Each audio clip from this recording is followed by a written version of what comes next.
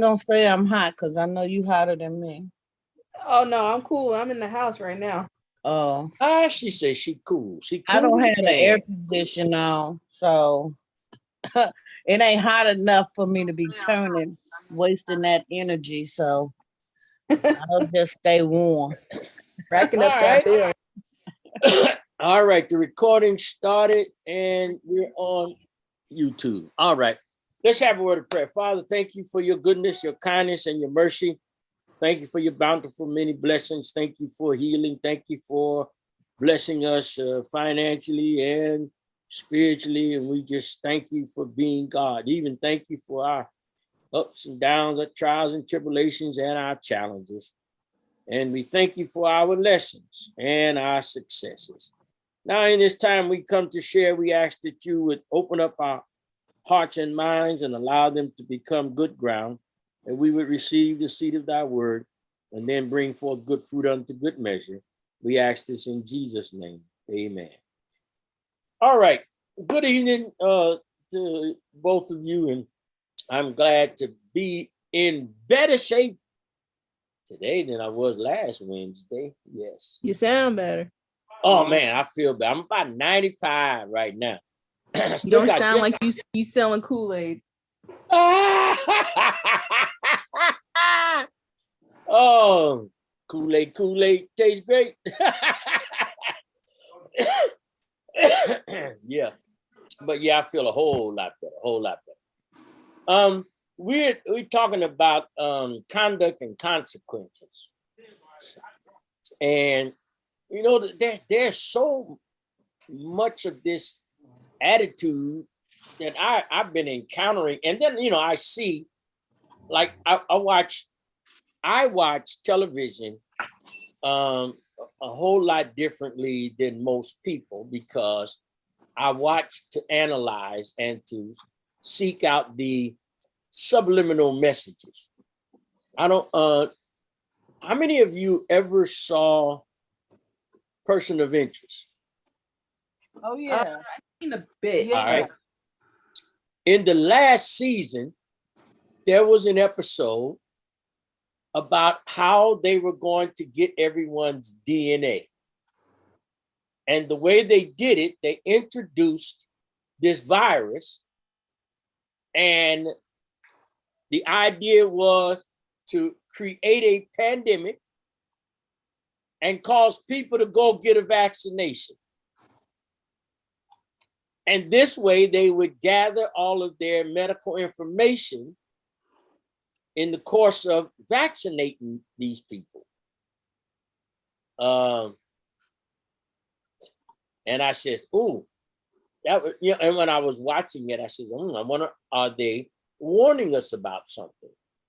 Well, it went off the air about 2016, 17. Yeah, I was thinking it was like at least 5 years. Yeah, and yeah, because they had 5 seasons, and then a couple of years later, here comes this pandemic, and what do they come up with? Now, here's the thing that was interesting to me when they first mentioned the vaccination. Every vaccination prior to that has always been an introduction of a small amount of the virus that they want your body to build up the antibodies against. Yeah. But that wasn't the case with the COVID-19 vaccinations. Mm-hmm. They did not have the virus, and they were not trying to get your body to build up antibodies against it. It was supposedly, already something that would fight it. And so these kinds of things, and so I watch television to see what are subliminal messages, what trends. And when The Matrix first came out, I remember I watched all 3, the trilogy. Oh. Yeah. And I analyzed it, and I hit on some stuff that was, and it was all telling a story. And it was a story that was paralleling a savior, someone to come and deliver the people, and they finally win the war. and how everything, everyone was either connected into the matrix or affected by the matrix, and the red pill, the blue pill, and Neo, and and this whole, just all of the different aspects of it. And I remember I was in Las Vegas, Nevada. I preached taught a conference that weekend and preached that Sunday. And so that Sunday after service, I remember the pastor took the whole church out to this big buffet dinner, and we were sitting there, and a lady made a comment, and I says, well, and I started talking about the matrix and how I had analyzed it, and the way the world was going, and all the stuff, and about the Bible and Jesus and this whole savior complex that was woven into the matrix story. And they were just sitting there amazed. And he said, I never thought about that. I said, well, I watch TV differently, because when I was working on my dissertation for my PhD in Christian counseling psychology, I did my thesis on the subliminal brainwashing of television. And my subtopic was how the mind works.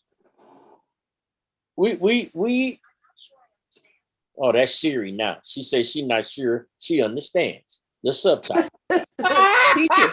Teacher. Siri, go to bed. And so anyway, and I watched television programming in 3-month segments.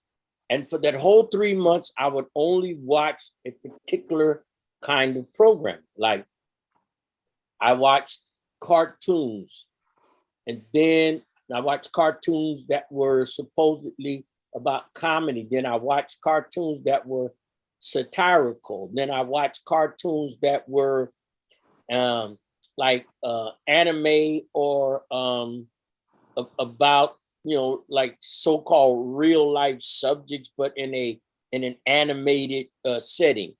And then I watched Black sitcoms, and then I even watched soap operas. And I discovered how it was that women got stuck on these soap operas, because I was just analyzing just the programming, the writing, the subject matter, and a lot of times how they would either lead up to a future event or be parallel in a current event. And a lot of times they would expose the truth about what we saw, but we didn't catch it, well, because the public watches to be entertained, or they trust a particular news medium for their truth, and they expect that they're telling the truth. So there's a lot of cover up, a lot of propaganda. And so a lot of this has led to this attitude that we have in society, where people do not really regard their conduct as being detrimental. And a lot of that has to do with the so-called liberalism. I'm free to do whatever I want to do, and as long as I'm not hurting anybody else, right. It shouldn't be a problem, and people ought to just mind their own business, and so they don't. How should I say this? They don't regard their actions as being detrimental, because they don't see harm in what they do, especially regarding the harm that happens to others because of your actions. And so one of the things too that I noticed that Paul hit on. And that was in 1 Corinthians 8 and 9. He said, but take heed lest by any means this liberty of yours become a stumbling block to them that are weak. For if any man see thee which has knowledge sit at meat in the idol's temple, shall not the conscience of him which is weak be emboldened to eat those things which are offered to idols? And through thy knowledge shall the weak brother perish, for whom Christ died? But when ye sin so against the brethren and wound their weak conscience, ye sin against Christ. Now, see, this thing about conduct and consequences, I have to be careful, because even if I am free or at liberty, I can't allow this liberty of mine to become the cause of the stumbling of another. Some people, see, there are some things that I understand, like people would say, well, I got to be me. Just got to let my head down. I'm not going to be phony for anybody. Well, it's not about being phony or lessening who you are. It is about honoring and respecting and protecting the weaker ones. Now, remember in the beginning of the study in Proverbs, he talked about bearing the infirmities of the weak. He talked about being to the point where we acknowledge the weaker one and that we help them and strengthen them. But when we take this position and stand that I'm 3 times 7 plus, and don't nobody pay my bills, I pay my own bills, and I think that's when we start allowing this liberty to become a stumbling block to them that are weak. and it's always, I think, more of a how should I say this? More of a protection for others to be cautious. It's just like there's some things, we like to laugh, have fun, but in some settings, it's inappropriate and it can cause other people to look at you differently, especially when you claim to be a spiritual leader. It's in fact expected of us to live a higher standard than others. And I think we should respect and honor that for their sake, for the sake of those weaker ones. That's where I want to start tonight. So this conduct that carries consequences, we should be aware of this, because sometimes the reason people think about us the way they do is because of what they've seen us do or seen us uphold and participate in, and they have an understanding that, that's kind of over the line,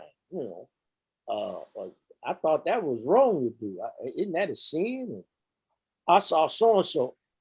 It's like I was talking last night about this pastor I was counseling at one time, and his excuse was that even though he had been committing adultery, he tried to justify that.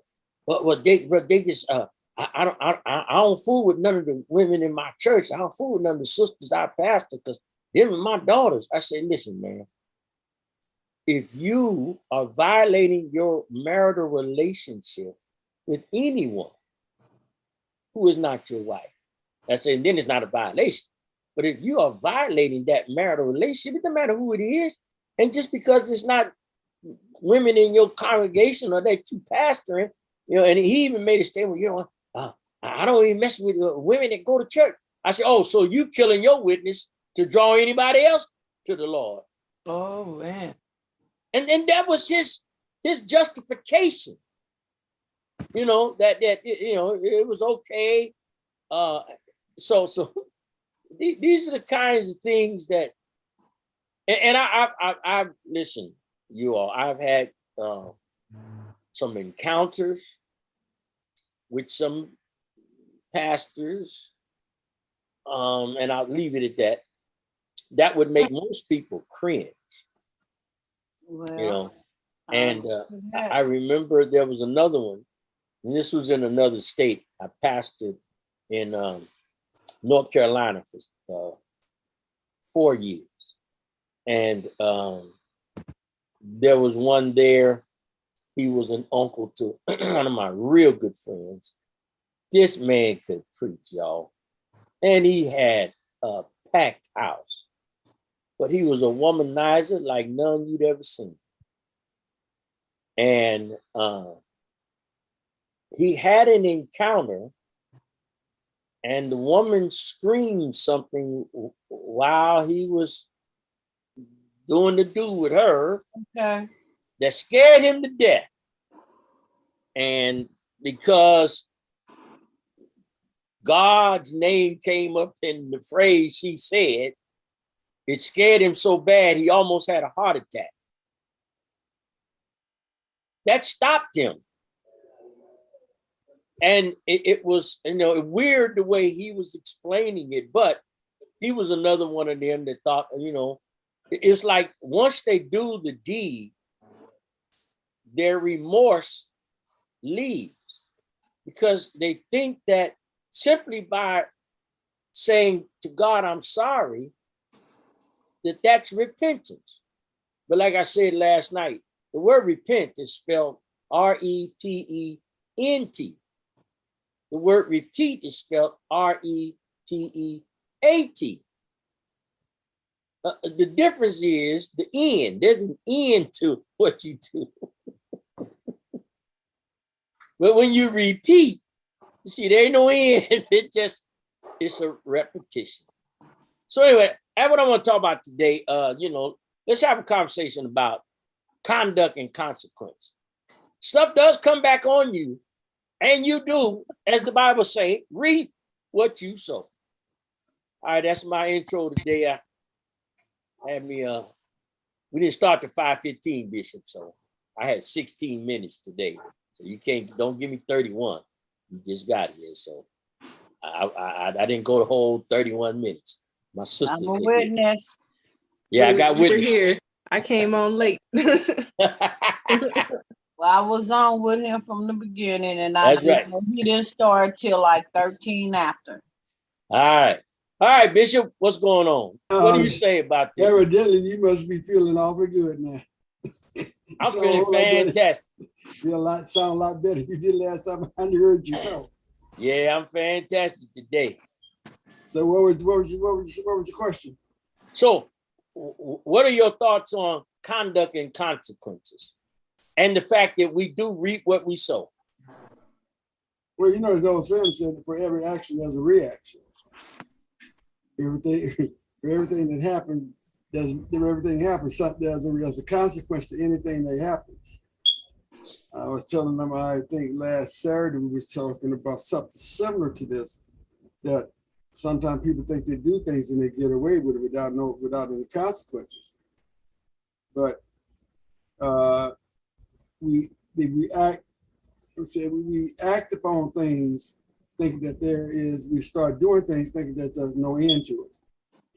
How people get into things and keep going and going and going and going. It's no end to what it is.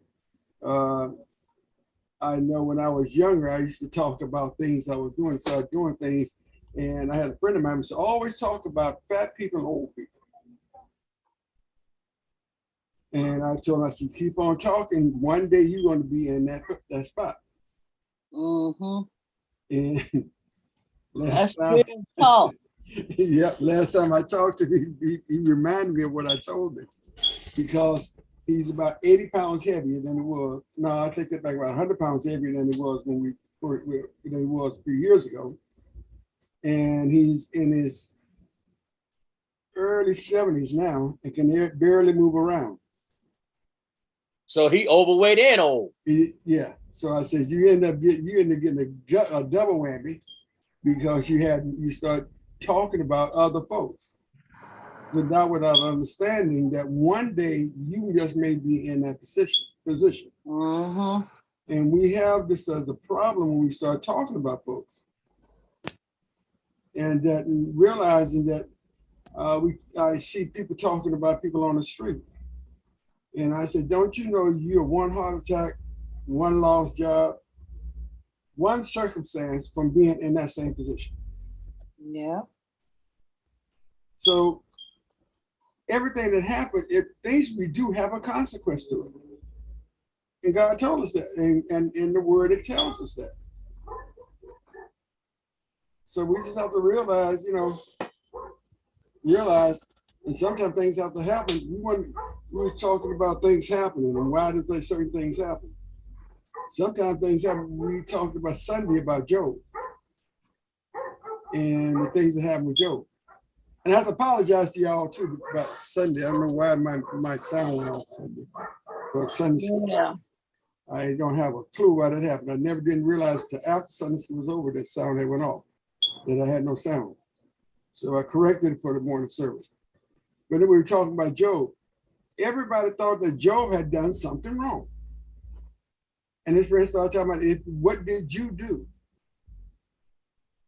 And coming to find out, you realize Job didn't do anything. But it's always a thing is you have to do something. You have to have done something in order for this to happen. But sometimes you don't have to do anything. But there is a consequence of things. And the reason, what I found, the reason why people come to that conclusion is because they done something, and what they done, it came back and bit them. So now they figured that you had been done something to get in the position you're in. And it's amazing. What do you think then is the cause for the nonchalant feeling that people have about doing wrong and simply thinking, I just ask God to forgive me, but I'm gonna do this? The watering down of consequences in the church. Yeah, they do that. Or the lack thereof. If you don't come back and get somebody for what they did, then it's kind of like how the next generation, basically the people that raised my generation, the millennials, they were like, you know what, I'm gonna give my children everything that I didn't get. We had it rough, we had it hard.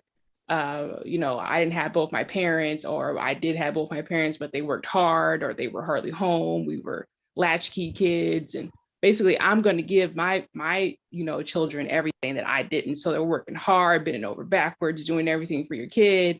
But then there was a deficit as far as discipline goes. And not just because they didn't want to, because that's not the case with all of them, but a good amount of parents and stuff. And then you can see it now in this next generation, how they're raising their kids. The consequences aren't as hard. There are no consequences. You got kids because they look at a baby and they slap them in the face and say, oh, it's cute. They let it go. And then they continue to let it go because they just thought, oh, that's my baby. That's my pet. I'm not going to do anything. No consequences, no real discipline. And so then, so now you see the results of that, because you didn't do what you were supposed to do in the beginning, because you didn't want to hurt feelings. You didn't want any reprisals. You didn't want, you wanted more people in your church or whatever. The same thing that you're seeing with the children and how they developed in disrespect is the same thing in the church, because you didn't want to tell anybody you shouldn't wear that. You shouldn't put that on. You didn't tell them, you didn't tell your child, if you were a pastor, you didn't tell your child to sit down. You don't need to be in choir. You didn't tell your son to stop kissing all the girls and sleeping with them because you're the pastor. It all becomes a problem when you don't follow through, when you're thinking that, oh, I'm just doing this one time, I'm just trying to save myself and them embarrassment. You're not following through. You're not really walking the walk. You're just talking the talk. You're talking about discipline. Everybody else's kids need to get in trouble, but yours. All this is a result of that. The disrespect, the thinking that you can get away with stuff in the church is because you didn't follow through in the consequences. I remember. No, that didn't start just in your generation. It started with the baby boomers also. I noticed that my sisters and a couple of my brothers, they started giving their kids everything they wanted because, well, we didn't have it when I was coming, so I was going to make sure our kids get it. I had to get, I had to do one of my nieces one day. She came at church, told my sister. My sister would gave her said they wanted her and her friends were going to the movies. So my sister gave her $20. And she said, "That's all? What am I supposed to do with this?" So I took it from her. I said, "You don't want it, I'll take it." She said, "Well," I said, "How much the movies cost?" "Well, the movie's only $10." I said, "Well, fine, you got $10 to get the movie, $10 to do something else with." I said, "You don't want it? Give it here. I'll take it." I took it out of her hand. And my sister didn't say anything too because when we was coming up, I told her, I said, you wouldn't have never told Mama that. Said that to Mama. You wouldn't have never said it to Daddy, tell Daddy that they gave you something. Why? Well, we didn't. No, we got along fine. So it didn't just start with the. I'm sorry to say, it didn't just start with your generation, Debbie. No, I said the boomers. Oh, yeah. Okay, boomers. It started with the boomers. This started with the baby boomers when I was coming up, and it just kept on going. It just got worse. It just got worse as we go along because the things my sister let her kids get away with, now her kids are letting their kids get away with. But they had grandparents in the middle that kept their kids in line.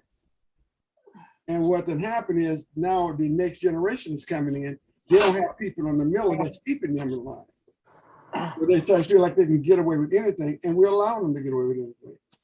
I remember a conversation with a baby boomer mother, and she was complaining about how her daughters were turning out and that they weren't turning out like her. And as the pastor, I said, "Well, are you raising them the same way you were raised? Have you ever thought about that?" Well, see, I didn't want to be mean and I didn't want to be so hard on. I said, "Yeah, but why did you turn out the way you turned out? Did it kill you? Did it mess you up? Did it, did you come out okay?"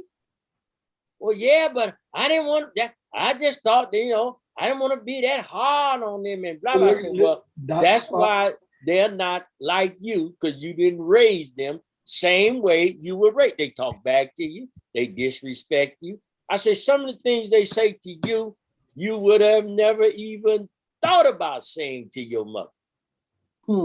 My mama's version of not being hard was not spanking me with a switch. That was her version, because I got beat with everything else. I got beat with a shoe hanger, my own toy. Her version of not being hard, because she said I didn't like the marks it left on me. Was not beating me with a switch. That was her version of not being hard. Well, see, that's Dr.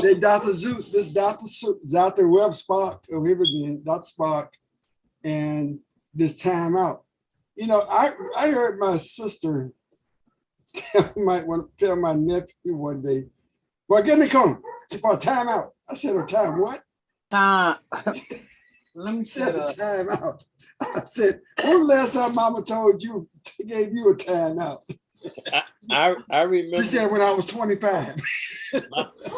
My mother was keeping some of her grandchildren one day, and she said, "All right, I'm gonna make y'all take a time out."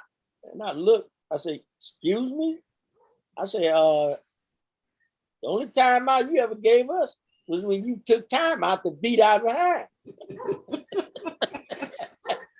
She said, "Shut up, boy, before I beat you again." I said, Mom, I'm 50 years old.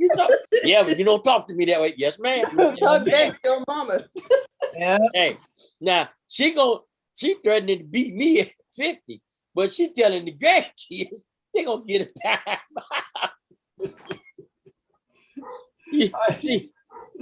Yeah. I had one. I had this little, the son of the boy I had over last week. My little grandbaby. Now they've been letting him get his way. The mama will say one thing, he'll run to daddy, daddy will take up for it. Daddy will say one thing, run to mama take up for it. He got here, he got totally confused. So when I got him, he run to granny, granny, the same thing I was going to do too. That's why I sit out there with a confused look on his face. He didn't know how to act. Because they never require it. Yeah. And if you don't require it, if you don't teach consequences to conduct, then they will not even consider their conduct because there are no consequences. So I can do whatever I want to do. Yeah, because I can always run to somebody else, somebody Right. can pick me up on. And that's what that comes in that thing you just asked about. They say they do something that I can always ask for forgiveness. Because So you doing something right when you can walk into a room and that child say, I don't want no whooping. When they do that's the way G kids got with me. If the school didn't call G or Janelle, they called me. Yeah. And if I got to get up and go down to the school, and matter of fact, at that time I had to get on the bus and go down to Allen Temple because they was going to Highland, that little school back there. And if I got to come down there, I went with Mr. What did I call him? Mr. Leather. I went in the school with it. And one time I went and got a switch. And the head teacher said, take him off front. Because she knew I was going to whip him. But she didn't want the other people to see me doing that. But yeah, the minute I walk in the school and they turned around and see me, the first thing they said, that's Layla and Montage. And you know they can sing, right, Harold? They was in the choir. The first thing they said when they saw me, I don't want no whooping. Then I shouldn't have had to come down here. Let's go. That was the end of the conversation. No more problems. Anytime they got in trouble, I'm the one they call.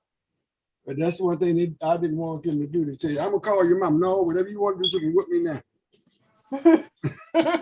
Yeah, call my mama. Call my daddy. Don't call. No, don't call. Do nothing but scream and yell at them. Me, I was gonna whip some behind because I had to get up. I would not get up like that. I had to leave my house, get on a bus because I didn't have a car at that time, and go down there and take care of business. That was the problem. And I didn't like that. That's one thing I didn't ever want. I never wanted like every other Black woman. Yeah. I have to get up. Well, see, the situation is. But you know what? I was already up. It was just a matter. I had to leave my house. I had to get out there and get on a bus, And it's not like I had to pay because I had a backup uniform, AC Transit uniform. So I got on the bus free. It wasn't that. It was because Janelle, that's who she worked all that. Well, no, the people didn't know that, and they didn't know that either. But I throw on that AC Transit uniform, go get on the bus, go down there, take care of business, and might stay there until their daddy or mama came and got them. And then they brought me back home. Well, they had a way of, but see, they used to just threaten us with the idea we're going to call your mother. And that was enough to get us back in line. Yeah, hello. That concept, we're going to call, okay, well, let me call your mother then. Because I was to get to the point when I was a teenager, I would tell the teachers, no, you're not going to whoop me. You ain't raising me. And they say, okay, let me call your mother then. Oh, you're like, okay, whatever you want to do. Well, how about you're in junior high school? And you're in the 7th grade.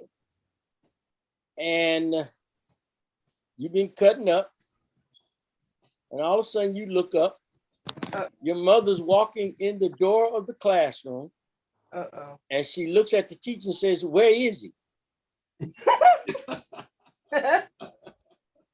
And the teacher points at you. And of course, for the rest of the school year,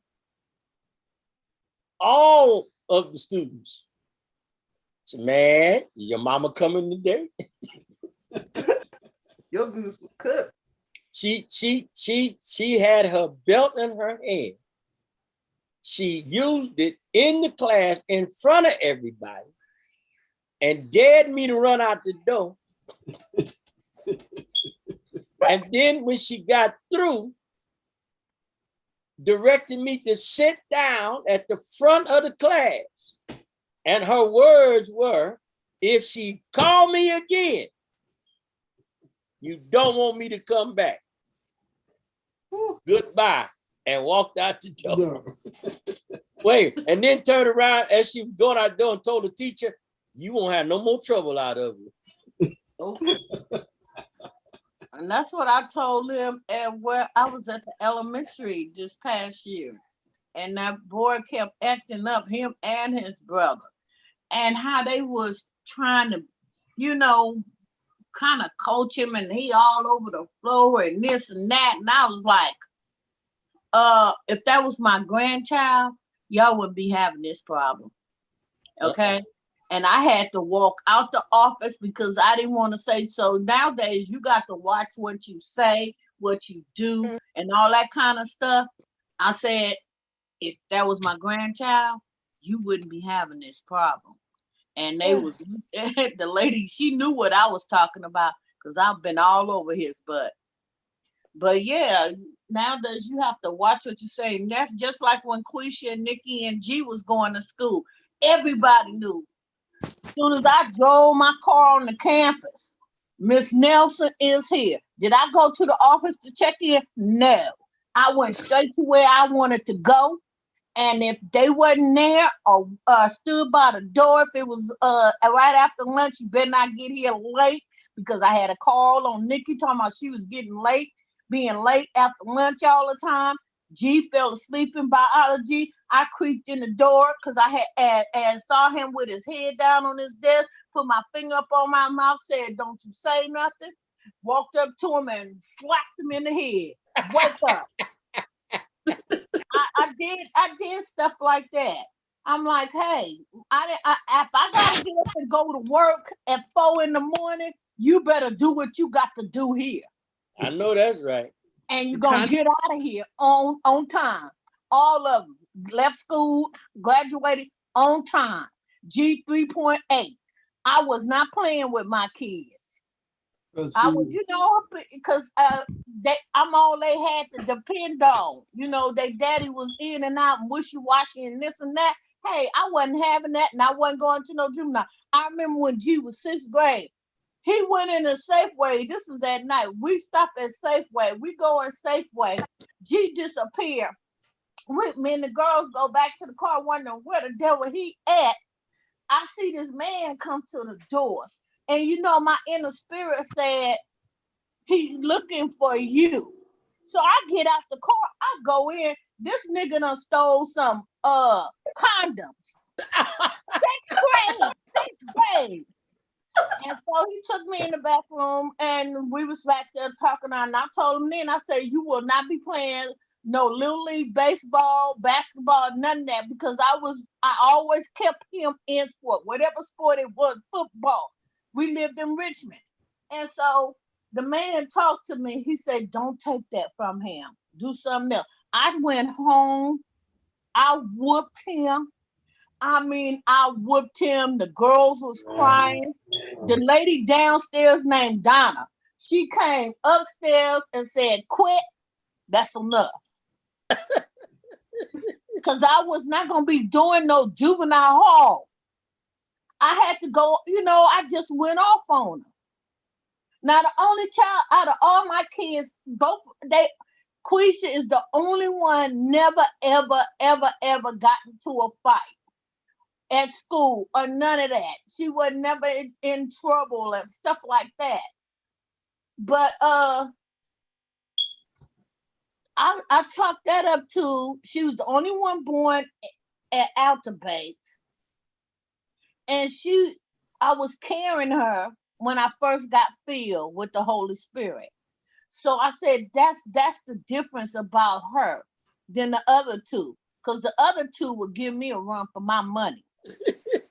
Okay, but yeah, I didn't play with them because it was only me.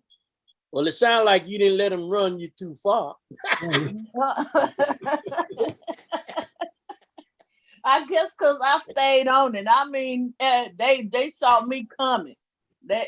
Even the football coaches and the baseball coach, here come Miss Stone as soon as they saw my car. And it was kind of funny because I was told about what they were saying when they saw me come in.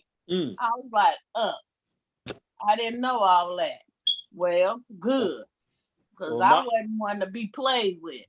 Well, my mother always had this fear that they were going to take me from her because she was 14 when I was born. Yeah. And they, were telling, we're going to take that baby because you don't know what to do. And so she stayed, and by the time she was 19, she had 4 children. And her thing was, she did what she did to make sure we wouldn't act up, because she didn't want nobody coming and taking us, because she said she laid and got us.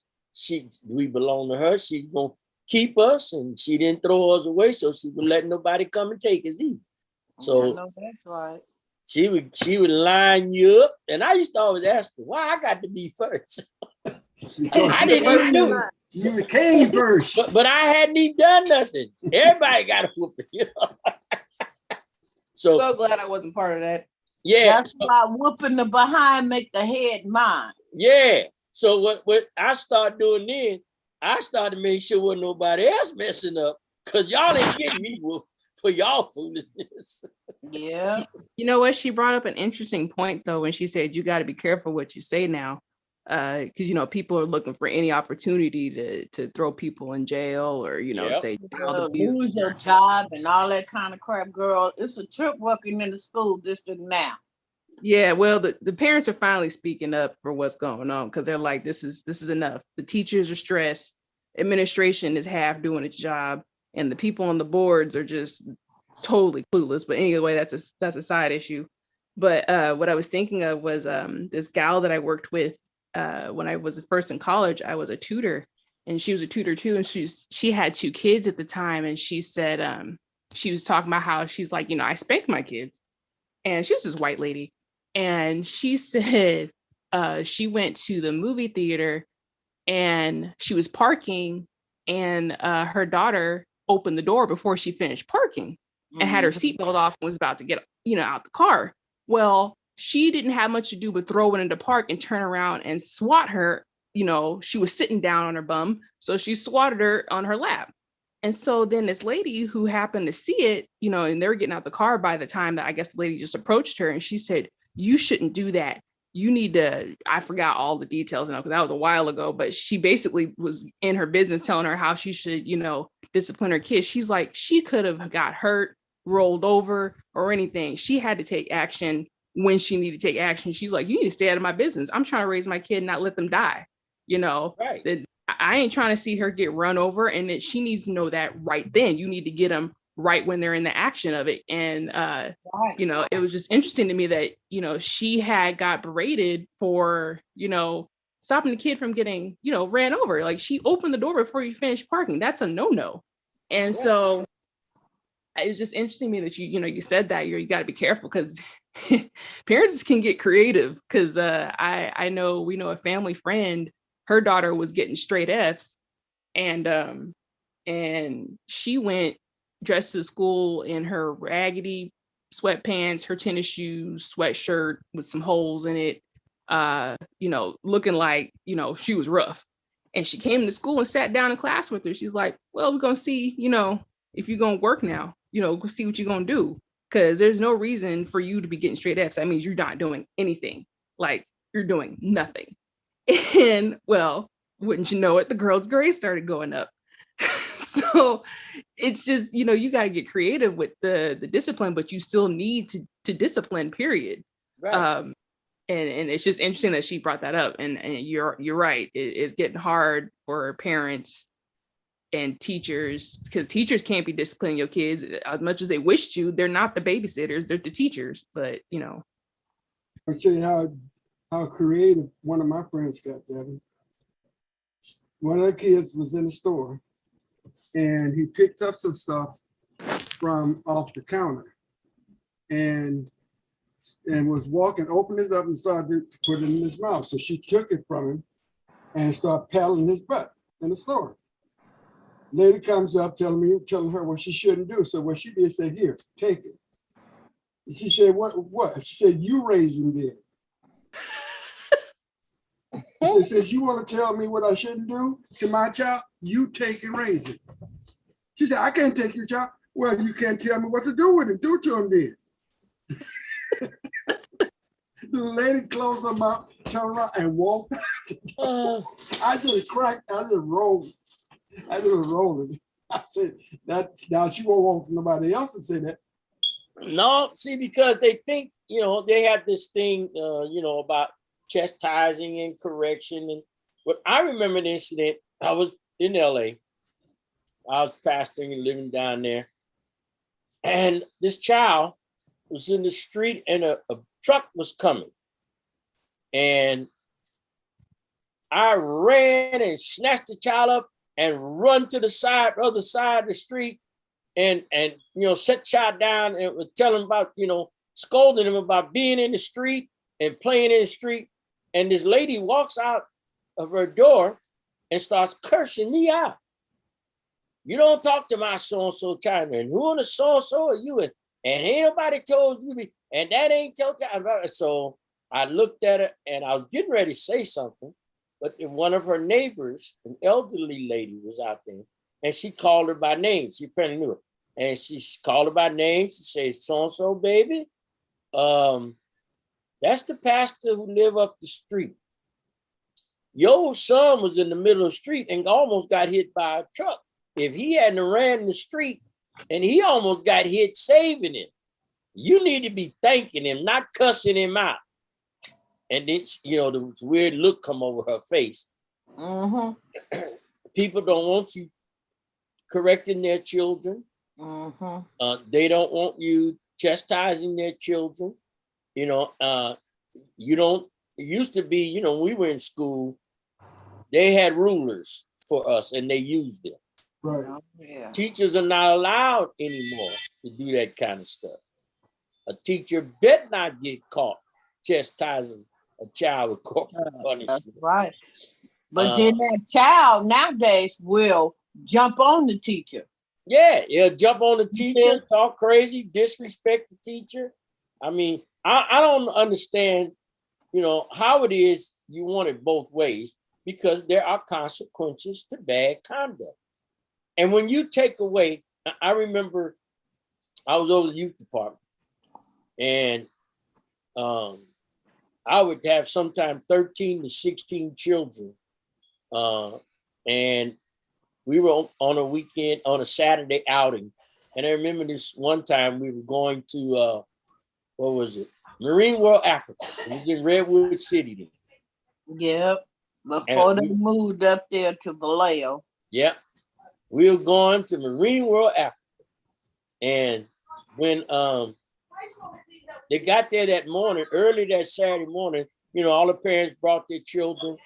There was one parent, said, listen, now, Elder DACUS, now I don't want you correcting, chastising my child and raising your voice at him. I said, well, let me explain something to you.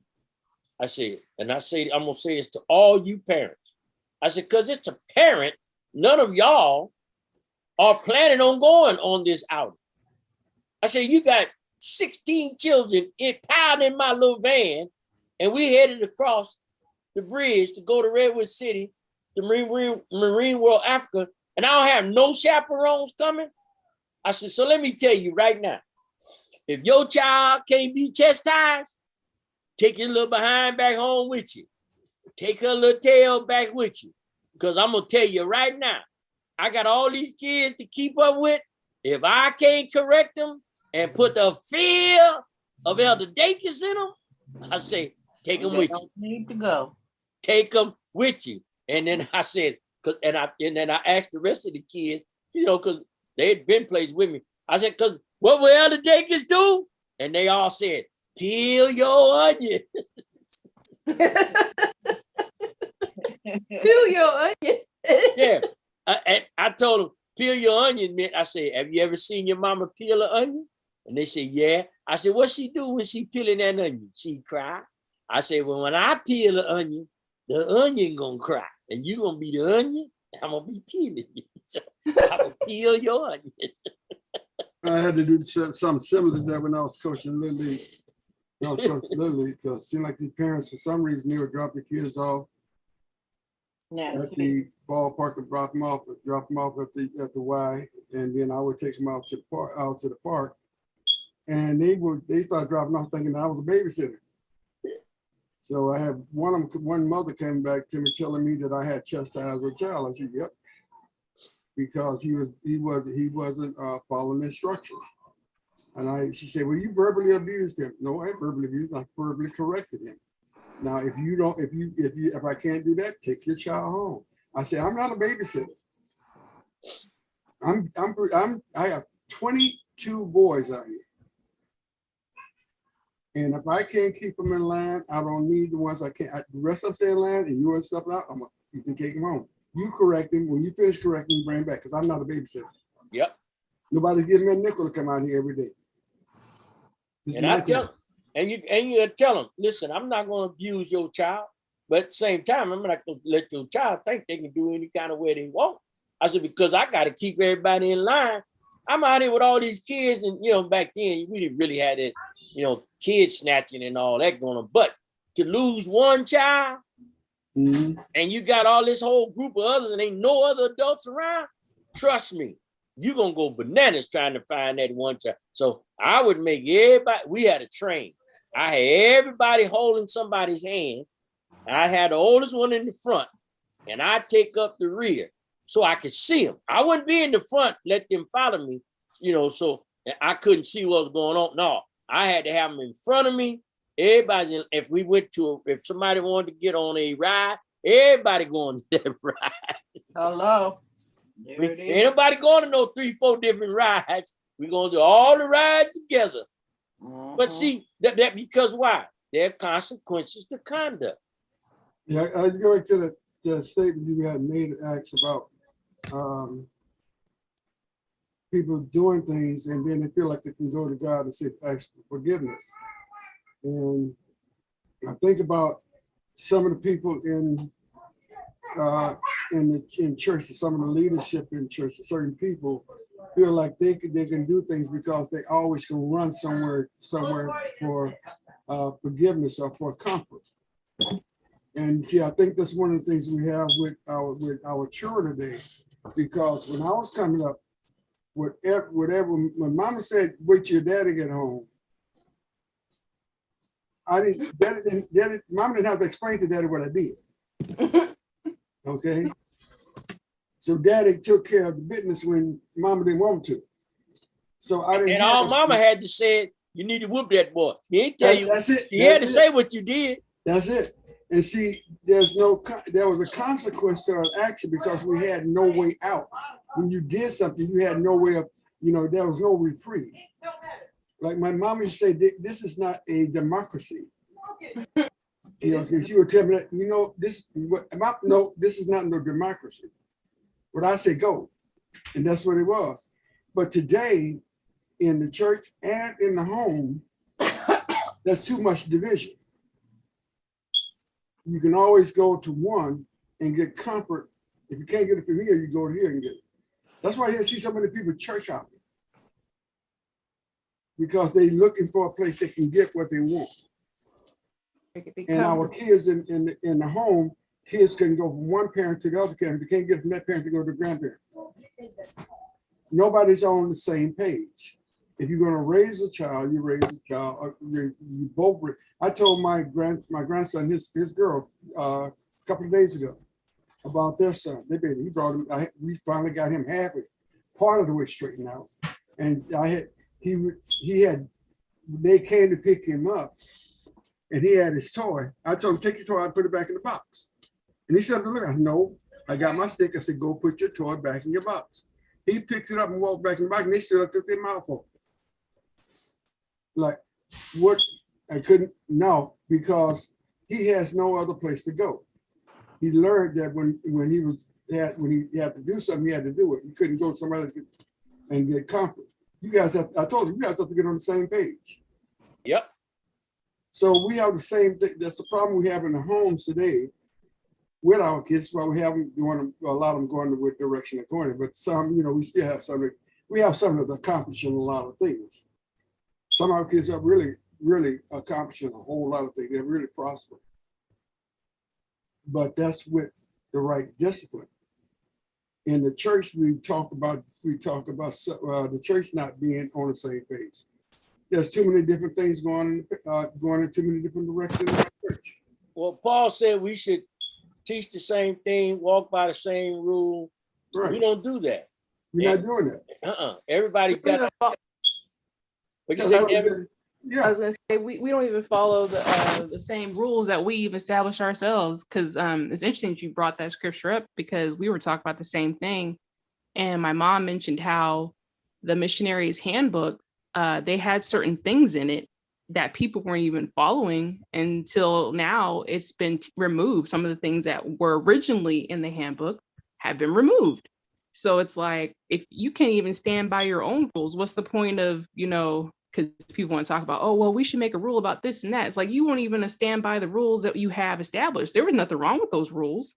Right. It's just that you don't want to follow them and you don't want to enforce them. that's it. That's exactly what it is. Yeah, or I they don't don't want to keep. apply. I gotta keep people in here. If I start keeping do that, they're gonna leave. Hey, well, Hey, that here's means go. let them go. That means, listen, if what I'm teaching is the truth and the way it's supposed to be, and you don't like it and you want to go by, because this isn't the place for you, then. Right. I'm not, Paul said, I have an obligation to teach you the truth. Jesus said, if you don't warn them and they end up going to hell, their blood's required at your hand. Yep. Okay.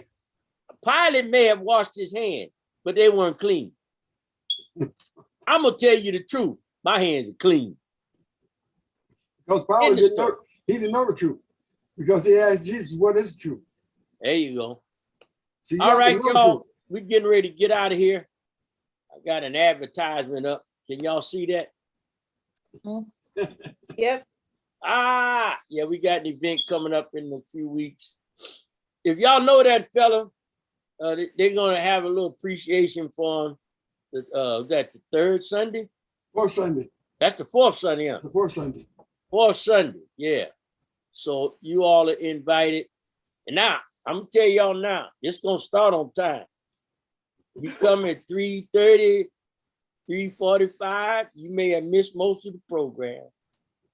Because I'm on time. I'm like Dottie P. Arlene already said she know it's gonna start on time because mama coming. There you go. Because I'm like Dottie Peoples. He's an on-time God. Yes, he is. Well, from what I understand, that Mother Milligan was going to attend, so I don't want to. And you're going to start on time because I don't want to hear her. Yeah, she coming. She said, she told me, baby, I'm coming. And what time y'all start? I said 3 p.m. Yeah. And I don't want to. I don't want to tell her to give me that look. I told Arlene Thursday when we was at the round table, I said, mama coming to the appreciation. She said, good. That means we're gonna start on time. See? Yeah. So anyway, y'all be ready tomorrow, 5 p.m. We're gonna be live at the church for the round table. Yours truly will be back on the scene. So looking forward to seeing you all tomorrow.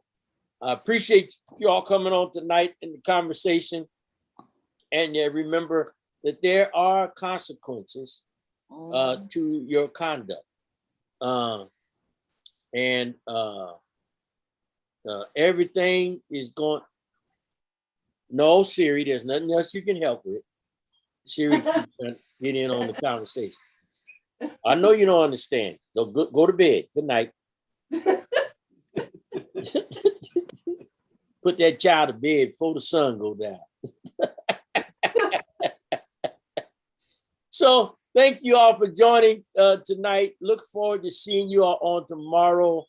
And as always, in my closing, God loves you and I love you. There's not a thing you can do about it. Go and be blessed.